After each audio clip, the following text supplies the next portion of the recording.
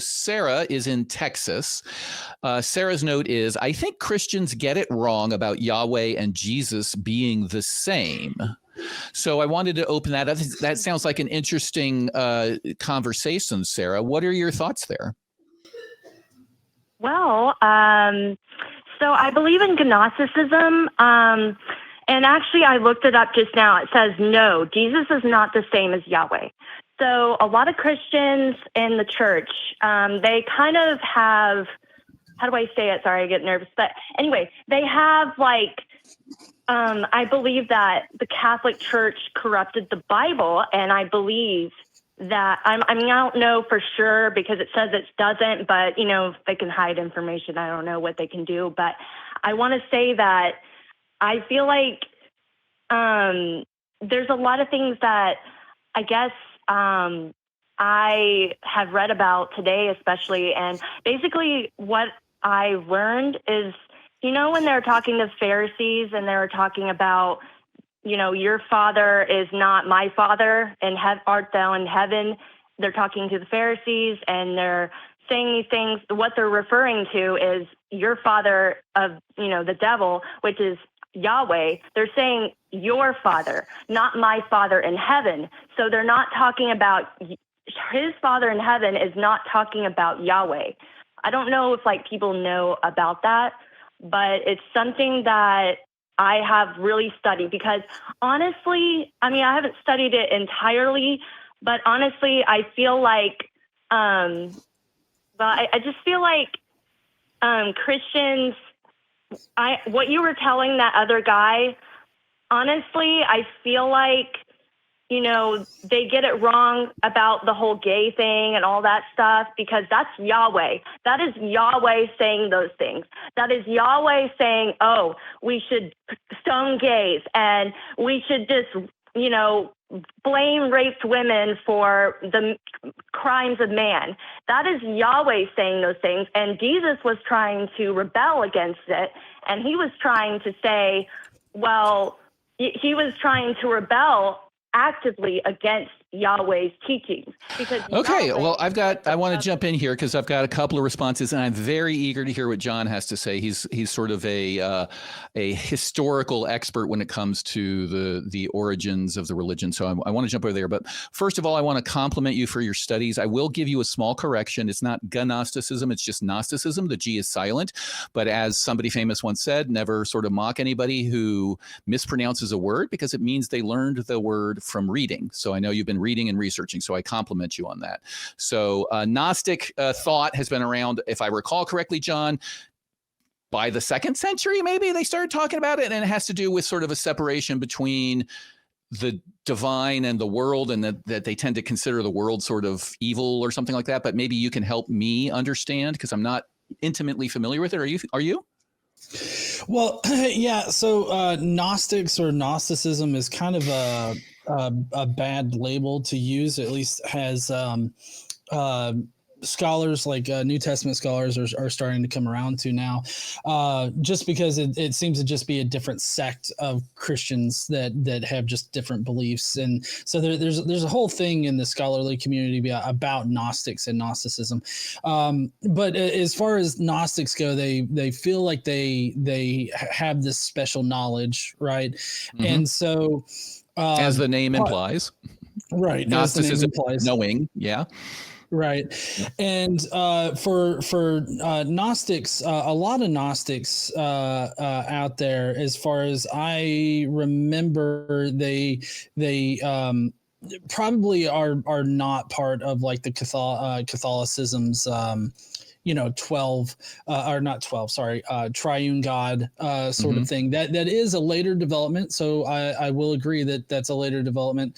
But the thing about Gnosticism and Gnostics is that you have to understand that they definitely had this view that Jesus was not God. Like there was definitely a defining line between the two, but you also have a lot of ambiguous like terms like in the Bible, like in the Gospel of John. Jesus is very blatant about saying that he is the great I am. Like I am. I think I was trying to look up the Bible verse so that I could repeat it for you, but it's like I am the great I am, or something to that effect. Right. And so like God definitely aligns himself as like on the same level as Yahweh. A good person to read about this, if you're interested, caller, Sarah, is Bart Ehrman's How Jesus Became God, because that book, Bart Ehrman's a New Testament textual critic. He actually goes through like the development between Jesus and God as it progressed throughout early Christianity, and you'll see how Jesus was actually turned into like Yahweh or God, how they merged both of those concepts together. So I would definitely suggest looking into that book as far as like the history of how that developed. That's excellent. Excellent. What are your thoughts, Sarah? Can you tell me the name of the person again? Sorry, I put How Jesus Became. Is it a book? It's a book by Dr. Bart Ehrman. Dr. Bart Ehrman, Ehrman, I believe is how you spell his last name. But he's got it's an excellent review of basically how Jesus became God.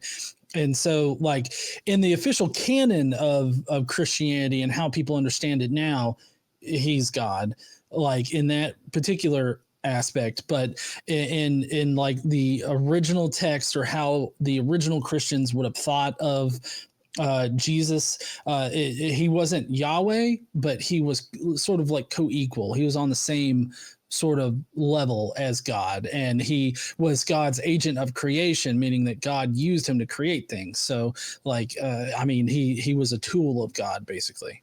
And if I understand correctly, John, this is coming out of a tradition where Christianity, especially Judaism, were coming out of a tradition where they were saying, hey, there was a pantheon of gods.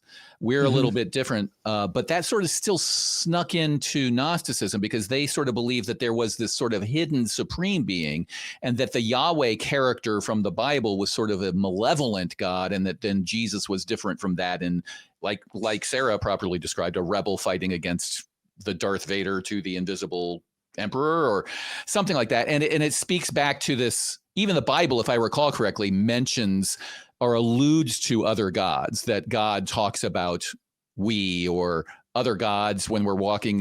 He was the only one that came to the Garden of Eden, or something like that.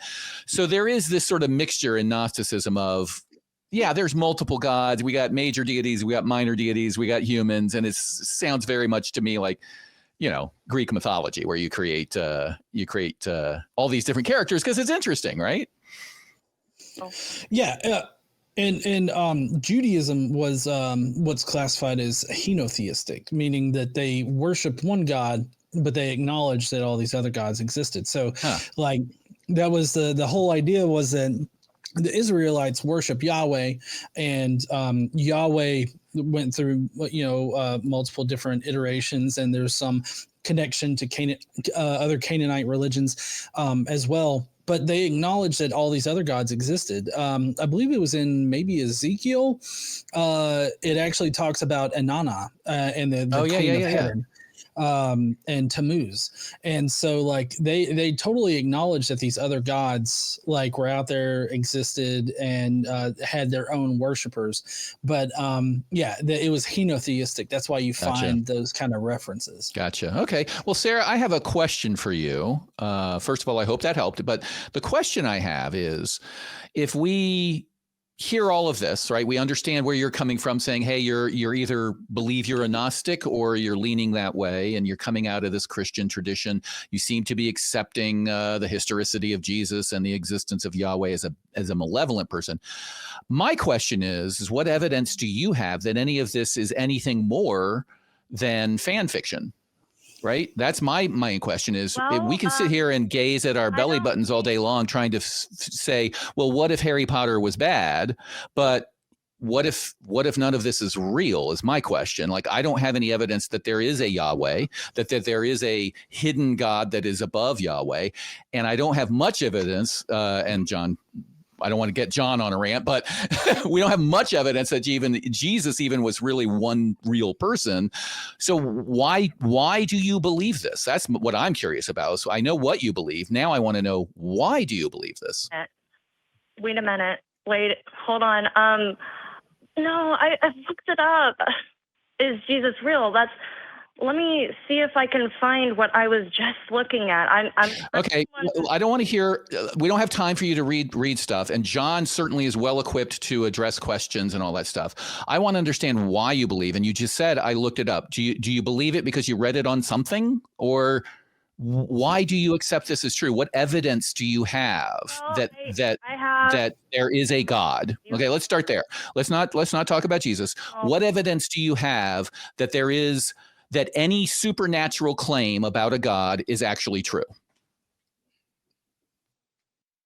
Well, I mean, I don't know what evidence you're looking for, and it's not just any evidence that you think you could present to anybody that should be convincing to them. Not totally convincing, but any evidence that makes it more likely to be true.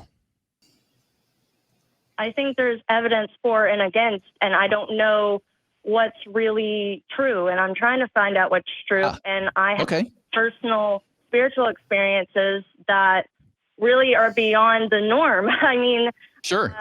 I had, and I'm not talking about, I prayed for somebody and they got better. Like, that's not what I'm talking about. I'm talking about the door locking on its own. My mom sees it, and I am schizoaffective, so I got a mental illness, but she saw it too. She was there and she saw it. She saw the door lock on its own. She said something about it. So are we saying that because the door locked on its own and she saw it, therefore Yahweh exists and is a malevolent God? Is that the jump we're making, or is there more? That's not all. No. Okay. That's not all. I also saw Jesus in the hospital, and I don't know what that means, but I'm just... Okay, well, there we go. That's interesting. There's something. Okay. I saw... John, I didn't mean to interrupt you. John had a question or a point to make out here. Sure. Well, yeah, so no, you're fine.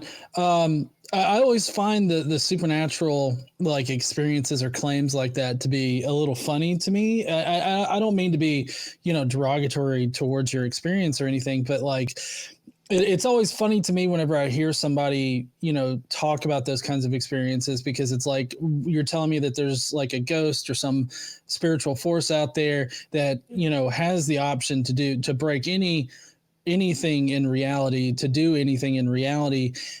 They choose to lock a door. That kind of seems a little trivial to me.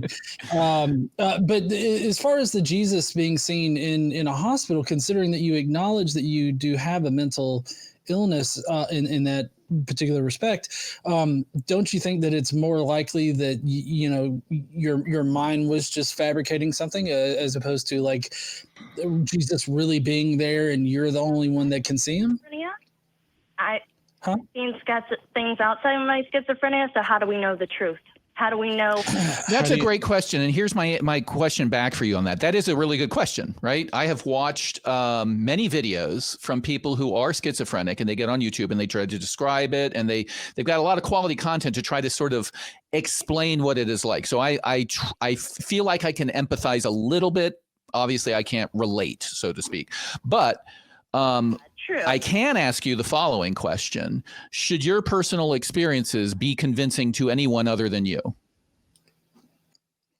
I guess not, but... Okay, so if they shouldn't be convincing to anyone other than you, then maybe you should give them less weight than you do, possibly? It's hard. That's why movies like The Matrix exist, right? Is at some point something becomes so overwhelmingly personally convincing that you have to accept it as reality. But I don't think that's where you are, if I'm understanding you correctly. I think you are experiencing things and then applying some assumptions and a filter to it to saying, well, I can't explain this, therefore God. Am I understanding you correctly?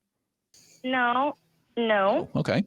Where am I wrong? Experience, and I'm labeling it as a spiritual experience, and there's no other label for that experience, so I'm just labeling it as a spiritual experience because I don't have another label for it. And there's not. That's literally what I just said. figured out so many things. Yeah. So I think that's literally what I just said. I had an experience. I can't explain it, so I'm going to say it was God, or you're saying spiritual, but it's that we're getting to the same point, right? I can't explain this, therefore something mystical happened. Is that fair? I guess, but okay. Well, I think John would agree that we classify that's a logical fallacy called an argument from ignorance. It doesn't mean you are ignorant. It just means that is the form of the argument. I can't explain X, therefore this other thing that is a story that explains it is the proper explanation. So that is literally the form of the argument. You saying no about it is not going to change the fact that that's the form of the argument you're making. I experience things, I can't explain it, therefore it's spiritual. That is an argument from ignorance. That is you can also call it a categorical argument, a miscategorical argument, I guess. John, am I missing any arguments here? I'm confused. No? Because it's a spiritual experience. There's no other thing to describe it as. So why would No, okay, I see the premise you're sneaking in. Instead of saying there is no other way to explain it, you could instead say, I have no other way to explain it. You and I could have the same experience, and I might go, wow, I just had the craziest dream or delusion, right?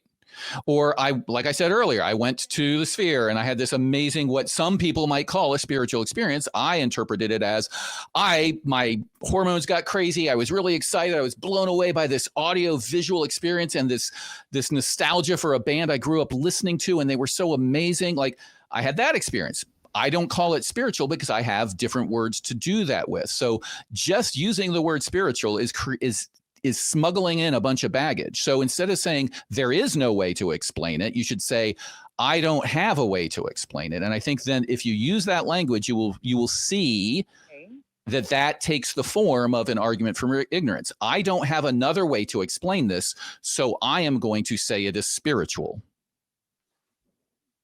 But does that make sense? I mean, I don't know how. No, it doesn't. Because honestly, if my mom saw that too, I mean, what else am I supposed to believe?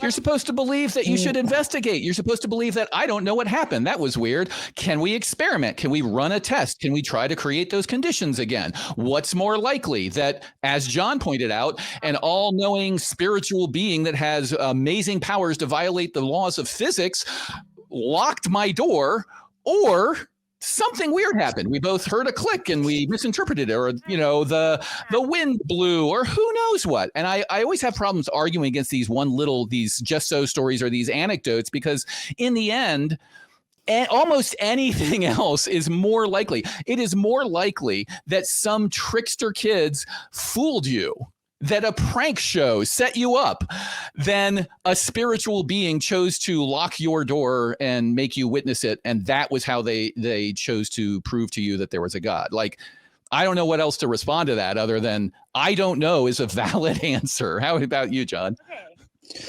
Well, I mean, I don't. Hold on. I'd like to hear from John real quickly. Yeah.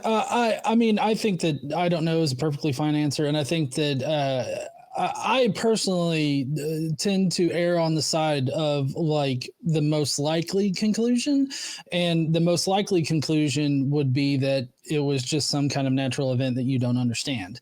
And so I think that if you try to look at it with the skeptical lens and you try to explain it naturally rather than making this false dichotomy of either supernatural or like fully explained, magical, supernatural, or it has to be fully explained right then and there. Like I think that if you're going to make that your dichotomy, you're gonna find yourself believing in a whole lot of magic. What are your thoughts, Sarah? But I'm not just believing oh, I prayed and somebody got better. That's not what I'm experiencing. No, No, you're actually believing something worse. You're actually believing this door clicked and locked, therefore God, rather than let me put this one claim in the Bible to test. I'm going to pray and see if this person it gets better. They do. That is one piece of evidence. That would actually be a piece of evidence. It's not great evidence, because when we reproduce that on scale, we find it's no better than chance, and in some cases, it's worse than chance, that people get worse, but it would be evidence. Here, you're actually doing something worse. You're saying, oh, wow, something happened. I wasn't filming it. Well, I wasn't really looking at it, but it happened. I experienced it. She experienced it. Therefore, and we don't know how it happened, and maybe we don't even know exactly what happened, but therefore, it's a supernatural event. And that's the worst place to be, is to say, I must know the answer. I think John's description of it is a false dichotomy. It's either fully explained or it's supernatural. It's not somewhere in the middle where I can say, I don't know. I think you should get more comfortable with saying, I don't know. I do. Your thoughts, Sarah? Saying I don't know. There's a lot of things I don't know. There's a lot of things I'm not even sure about my beliefs. I'm just saying. Okay, so what caused the door to lock? I don't know. Hey, perfect. Great answer. Any other questions for us? Well, let me see what I've got here. What about NEDs? I wonder, about the hell thing and people. NDE, near-death experience? Yeah, like I've heard that other people have seen Jesus, like people from other religions, and I'm just trying to understand. Right. I understand that you're trying to understand why they would. And right now, like, religion is a very popular topic in like just modern culture in general. So like, just because they aren't of the Christian persuasion doesn't mean that they haven't had any kind of, Christian influence in their life. They've been exposed to like visuals of Jesus and all that other kind of stuff. To speak on the whole NDE thing real quick, we can't actually distinguish when these visions or these experiences are taking place, like whether it's on the right before brain death or right after the brain is revived or anything like that. But what we can be sure of is that we will never be able to know whether or not it's actually like occurring during brain death. And by definition, these experiences don't happen during brain death. So, the most likely conclusion here is that these experiences are being had by a brain that's kind of going into a death rattle, I guess. And they're having these experiences as a way for the person's brain to like deal with the experience of death. And so they're having these experiences on either side of like either dying or coming back from the dead. And so with that in mind, there's been a number of experiments that have been done where people write something on a plaque or something like that and put it like up above the person when they supposedly die, and nobody has been able to read it and all this other stuff. So like these NDEs that supposedly happen, even if it's a person of one religion that then sees Jesus or whatever, there are perfectly reasonable and rational explanations that can point you towards some really natural reason as to why they would have these sort of experiences before and after death. I think Sarah, if I were to describe you, you sound like, I don't know if you ever watched the X-Files. It's an old show. There was a character on it, Mulder, and his catchphrase was basically, I want to believe. And I'm getting that vibe here. What about this? What about this? What about that? You're sort of desperately seeking affirmation that there is some sort of religious thing, and it's all coming from these disparate sources that are all questionable. I would ask you the same question. What about all of the examples of people who have claimed to have NDEs or gone to heaven and come back? The famous book that was written by the child who died and went to heaven and spoke to Jesus and came back, and only later was it revealed to be a fraud that the parents made up. right? People do this all the time. We have lots of evidence of people making up those stories. But even if we don't, we have also lots of evidence of what John alluded to earlier, which is sort of societal collective consciousness. Depictions of aliens were very diverse prior to 1950s and 60s Hollywood until the little green men came along. And then once, especially Close Encounters of the Third Kind came along, all of a sudden people who claimed to have alien abductions, their descriptions of those aliens started to converge and look a lot like what they saw in the movies. This all points to people sort of having experiences and drawing from their conscious or their subconscious. Yes, when you die, you start losing oxygen to the brain, and we know from studies that when you start depriving a brain of oxygen, it starts having delusions. So I would not put much faith in that until somebody comes back and says, I had an NDE, and here's 28 very particular things that are going to happen, very, very specific things. And all of a sudden, okay, maybe there's something to investigate. I'm still on the I don't know. But so far, people who have NDEs have just told us happy feeling, white tunnel, Jesus, stuff that you would dream about. So I would leave it there. I'm gonna let you go, Sarah. Thank you, John. We've got a lot of calls. I really appreciate you call. You're a very nice caller. I encourage your research to continue. I would always encourage you to say, what evidence do I have, and would it convince anybody other than me, to sort of help guide like how much weight you should put on anything? Because the worst case is you start believing something because of these light sort of wanting to believe, and then you get mixed up in something where it's like, oh, because I believe this I need to do these things that are either bad for me or bad for other people, and you don't want to fall prey to that.